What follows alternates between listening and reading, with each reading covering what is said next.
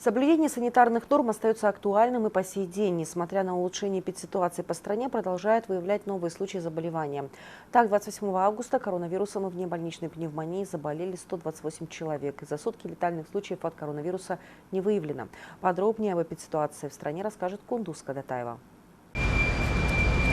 Эпидемиологическая ситуация в стране улучшилась, но еще не стабилизировалась до конца. К сожалению, сегодня многие граждане позабыли о санитарных нормах. Далеко не все сегодня соблюдают социальную дистанцию и масочный режим. В этой связи специалисты обеспокоены тем, что такая картина может негативно сказаться на эпидситуации в стране в целом. Сегодня каждому гражданину следовало бы соблюдать простые правила, чтобы потом не пожинать плоды своего легкомыслия.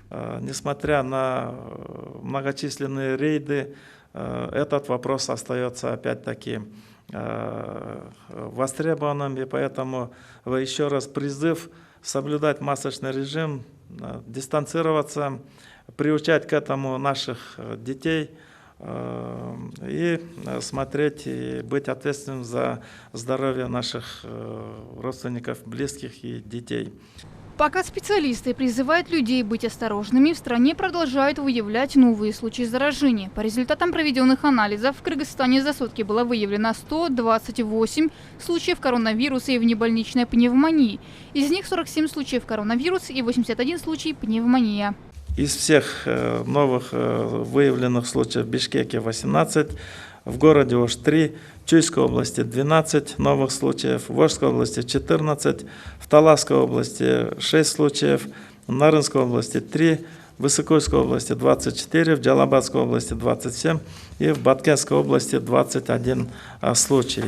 В настоящее время по стране всего лечение от коронавируса получают 5554 человека. Из них в стационарах республики находится 810 пациентов. Пациентов, которые получают лечение в домашних условиях, в Бишкеке 2682, в городе Ош 367, в Чуйской области 440, в Ошской области 539, в Таласской области 7, в Нарынской области 31, в Высокойской области 297, в Джалабадской области 204 и в Баткенской области 177.